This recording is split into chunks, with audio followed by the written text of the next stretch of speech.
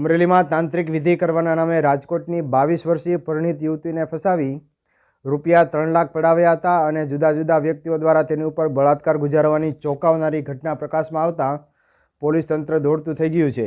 આ અંગે ભોગ બનનારે જનવિજ્ઞાન જાથાને ફરિયાદ કરી હતી। તેના આધારે જાથાના જયંત પંડ્યા પણ અમરેલી પહોંચી ગયા હતા અને અમરેલી તાલુકા પોલીસ મથકમાં કુલ 6 આરોપીઓ સામે ફરિયાદ નોંધાવવામાં આવી છે।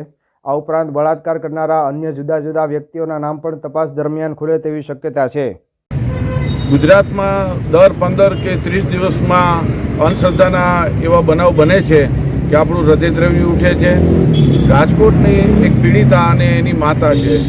માત્ર અંધશ્રદ્ધાની અંદર પુત્રનું મોઢું જોવા માટે પતિ સાથે અણબનાવ અને દીકરો છે અલગ થઈ જતા પોતે મનોમન દુઃખી હતા અને એની જૂની બહેનપણીના કારણે અંધશ્રદ્ધા તાંત્રિકનો અમરેલીના તાંત્રિક છે મુકેશ નામનો વ્યક્તિ છે એનો સંપર્ક કરાવ્યો અને એને અને વિસાવદરનો રાવણદેવ સુનિલ છે આ બંને 3 લાખ ઉપરની રકમ પડાવી લીધી અને ઉપરાંત સોનાના દાગીના પણ પડાવી લીધા અને પીડિતા દીકરી છે તેના સાથે પણ અમાનવીય કૃત્ય કર્યું અને શારીરિક શોષણનો પણ ભોગ બની છે। તો આ સમગ્ર કિસ્સો વિજ્ઞાન જાથાના કાર્યાલય બહાર આવતા અમરેલીના એસપીને રૂબરૂ મળી અને અહીંયા આરજી ચૌહાણ છે તાલુકા પોલીસ સ્ટેશનના એમને મળી અને આ સમગ્ર કિસ્સો બહાર લાવ્યો છે અને આવા બનાવનું પુનરાવર્તન ન થાય અને કોઈ પણ પીડિતા છે આગળ આવે છે એને પ્રોત્સાહન આપવું હોંફ આપીએ એટલે આવા કોઈ તાંત્રિક કે ભુવા હોય આવા કુકર્મ ન કરે એના માટે પોલીસ ફરિયાદ દર્જ કરવામાં આવેલી છે। અમે લોકોને અપીલ કરીએ છીએ કે કોઈપણ વ્યક્તિ તાંત્રિક કે ભુવાનો ભોગ બનાવે શારીરિક માનસિક આર્થિક શોષણ ભોગ બનાવે તો આગળ આવી અને ફરિયાદ પોલીસ તંત્રને નોંધાવે અને વિજ્ઞાન જાથાને જ્યાં પણ મદદરૂપ થાય ત્યાં મદદરૂપ થઈ છે અને આ સમગ્ર તાંત્રિક મંડળી છે અને આ તાંત્રિકના આ સામેલ સતત 3-4 શખ્સો છે એની સામે કાયદામાં સકંજામાં કડકમાં કડક કાર્યવાહી થાય એવી વિજ્ઞાન જાથાએ માગણી કરી છે। મારે પહેલાં સંપર્ક થયો અને મારા ઘરમાં જરાક પ્રોબ્લેમ હતી મારા છોકરા બાબત અને મારા ઘરવાળા બાબત। એમાં મારી છોકરીનું છૂટું થયેલું હતું એટલે મારી છોકરીને ખોટો માનસિક ત્રાસ ઘરના બધા આપતા હતા તો મારી બહેનપણીને મેં આ બધી વાત કરી એટલે મારી બહેનપણીએ મને એ જણાવ્યું કે તું જે તારી પાસે પૈસા ટકા ઘરેણાં મકાનના કાગળિયા જે કાંઈ હોય તો મારી ઘરે આવી જાય કે હું તારું બધું કરી દઈશ કેમ કે જે મુકેશ છે એ મારી બહેનપણીનો જમાઈ છે અને એની દીકરી એમની પાસે એ કે 2-3 એવી વિદ્યા છે અને મોહિની છે એ કે તારો ઘરવાળો તારો છોકરો તને પગે લાગતા લઈ જશે અહીંથી નીકળે અને તું થોડાક ટાઈમ ત્યાં રહીશ ને તો એ તારું મૃત્યુ કરી દેશે પણ તું તારી જાયદાદ બધી લઈને પહેલાં નીકળજે એ કે એ ભૂલતી નહીં કે તે પછી હું અમરેલી આવી મારી દીકરીને અમે બે તો મને આવી રીતના પૈસે ટકેથી નામ ફાઇનલ કરી નાખી મને પૈસે ટકેથી માણસથી મારા ઘરવાળા સાથે વાત ન કરવા દે ફોન મારો જટી લે પછી માનસિક ત્રાસી અતિ અમને મારી દીકરીને દેવા માંડ્યા પછી તોય અમે થોડાક ટાઈમ એની પાસે રહ્યા પછી અમે કીધું કે હવે અમારે અહીંયા રહેવું નથી અમારે અમારી ઘરે વહી જવું છે।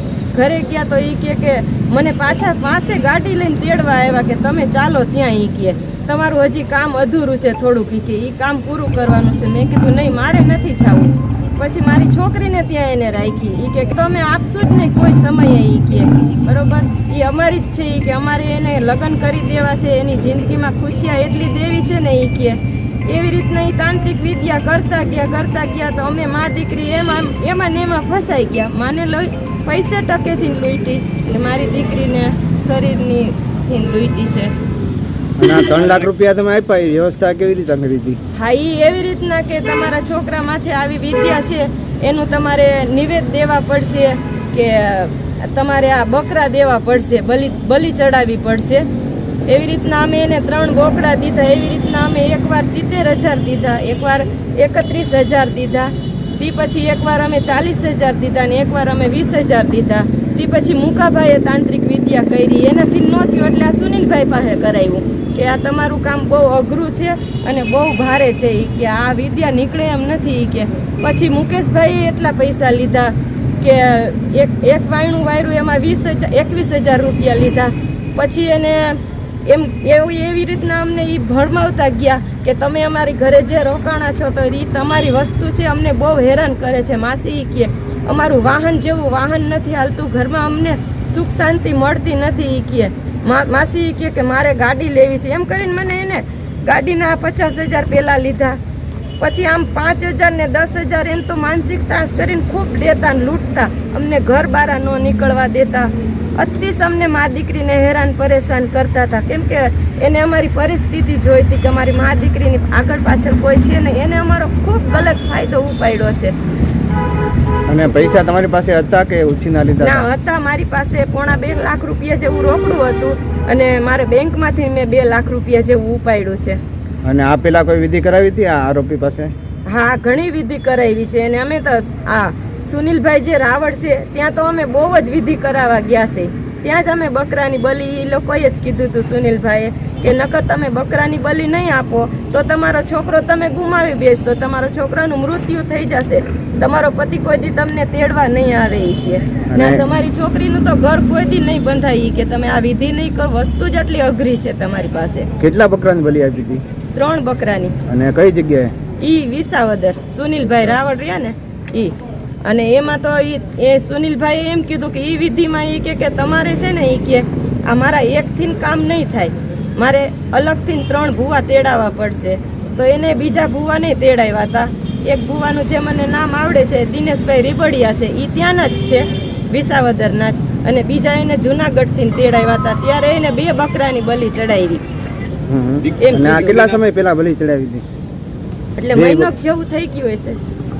દીકરીના પતિનું શું કહેવાનું? એમનું તો છૂટું થઈ ગયું છે મારી દીકરીનું. એટલે આ લોકો ગેરફાયદો ઉપાડતા હતા એની માથે. એની પાસે પૈસા નહોતા ને મારી પાસે પૈસા હતા, તો મને પૈસાથી આવી રીતના પરેશાન ને હેરાન કરી નાખીને મારી દીકરીને ત્યાં રાખીને એને ન જોતા કામ કરાવ્યા મારી દીકરી પાસે. શું કામ કે મારી દીકરીને એમ કીધું કે મારી દીકરીનું છૂટું થઈ ગયું, એને 2 વર્ષનો ભાણિયો છે કે રાધીએ એમ કીધું કે મારું છૂટું થઈ ગયું છે તો મારી પાસે મારી દીકરી છે એ કે 2 વર્ષની, તો મારા મુકા પાસે એવી વસ્તુ છે તો મારો ઘરવાળો એ કેમ કહે ને, અત્યારે હું ફોન કરું ને મારા ઘરવાળાને કે મારે મારી છોકરી રમાડવી છે અને મારી છોકરી જોવી છે, તો તરત એ કે મારો ઘરવાળો આવે એ કે. એટલે કૃપાને એવી લાલચ થઈ મારી દીકરીને કે હા મારા દીકરાનું મોઢું જોવા મળશે મને, તો એને આવી રીતના ભરમાવતા ગયા અને એનું શોષણ કરતા જ ગયા. અલગ અલગ જગ્યાએ ખૂબ મારી દીકરીનું શોષણ કર્યું છે. હું આ વિજ્ઞાન જાથામાં આવી, હું એટલું જ માંગુ છું કે અમને મા દીકરીને આ વિજ્ઞાન જાથાવાળા અને આ પોલીસવાળા બધાય અમને 2 મા દીકરીને સારો ન્યાય અપાવે. મારી કોઈ ફેમિલી નથી, જે છે અમે મા દીકરી જ છે. બનાવની હકીકત એવી છે કે રાજકોટના એક ભોગ બનનાર બહેન કે જેમના પોતાના પતિ સાથે ડિવોર્સ થઈ ગયા હતા અને એમનો 3 વર્ષનો બાળક હતો, એ એમના પતિ જોડે રહેતો હતો અને ઘર સંસારમાં કલેશ ચાલતા હતા અને પોતાનો જે ભાઈ હતો એ પણ તેમના પરિવારથી દૂર રહેતો હતો. તો આ દરમિયાન એક ભારતીબેન નામના વ્યક્તિ આવી અને એમને કહે છે કે તમારા પરિવારની અંદર, તમારા કુટુંબમાં એક વળગાડ છે કે જે અંધશ્રદ્ધામાં માને છે, એ વળગાડને તમારે દૂર કરવો પડશે. એ દૂર કરવા માટે મારા જમાઈ છે મુકેશભાઈ ભેસાણીયા કરીને, એ અમરેલીમાં રહે છે અને એ તમને આ દૂર કરી આપશે. આ મારફતે એમણે મુકેશ ભેસાણીયાનો સંપર્ક કરાવ્યો. ત્યારબાદ મુકેશ ભેસાણી સંપર્કમાં આવી મુકેશ ભેસાણીયા, તેમના પત્ની રાધિકાબેન, એ બંને તેમને અહીંયા અમરેલી ખાતે બોલાવી એમને અલગ અલગ વિધિના નામે અલગ અલગ સમયે અલગ અલગ રકમ ઉઘરાવી, અલગ અલગ જગ્યાએ અલગ અલગ વિધિ કરાવી, એમની પાસે પૈસાની માંગણી કરીને પૈસા લીધા. ત્યારબાદ અમુક સમય બાદ એને એવું જણાવવામાં આવ્યું કે મુકેશ ભેસાણીએ કે મારા દ્વારા આ જે વળગાડ છે એ દૂર નહીં થઈ શકે, તો આની માટે મોટા ભુવાનો સંપર્ક કરવો પડશે. આવું કહી અને વિસાવદર ખાતે સુનિલ રાવળ નામના વ્યક્તિનો સંપર્ક કરાવ્યો. ત્યાં જઈને પણ તાંત્રિક વિધિ કરાવી અને ત્યાં પણ પૈસાની લેતી દીધી થઈ. ત્યારબાદ અન્ય વ્યક્તિ દિનેશ રીબડિયા, એમનો સંપર્ક કરાવ્યો અને એમની સાથે પણ આ પ્રકારની વાતચીત થઈ. આમ અલગ અલગ મુકેશ ભેસાણીયા, રાધિકાબેન, ભારતીબેન, સુનિલ રાવળ અને દિનેશ રીબડિયા, આ 5 લોકોએ અલગ અલગ સમયે તાંત્રિક વિધિના નામે અલગ અલગ સમયે અલગ અલગ રીતે પૈસા પડાવ્યા હતા. ત્યારબાદ જ્યારે પૈસા પૂરા થઈ ગયા ત્યારે ભોગ બનનાર બેનને એવું કહેવામાં આવ્યું કે તમારે આ તાંત્રિક વિધિમાંથી નિકાલ પ્રોપર લાવવો હોય અને તમારા બાળક છે એમને કંઈ નુકસાન ના થાય, તમારા બાળકનું જીવનું કોઈ જોખમ ના થાય, એ માટે તમારે મારી સાથે શારીરિક સંબંધ બાંધવો પડશે.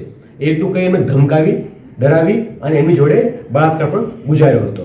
જેથી આ 5 લોકો સામે તથા એક અન્ય વ્યક્તિ સામે તપાસમાં જે બી ખુલી આપે એ તમામ લોકો સામે બળાત્કાર, છેતરપિંડી, ઠગાઈ, મદદગારી, ગુનાહિત કાવતરું લગતની વિવિધ કલમો હેઠળ ગુનો દાખલ કરવામાં આવ્યો છે અને આ 5 પૈકી 4 આરોપી તાલુકા પોલીસ દ્વારા હાલમાં અરેસ્ટ કરવામાં આવ્યા છે અને અન્ય વ્યક્તિની શોધખોળ હાલમાં ચાલુમાં છે, આગળની તપાસ પણ હાલમાં ચાલુમાં છે. આ આરોપીઓ સામે કોઈ અગાઉ ગુના નોંધાયેલા છે?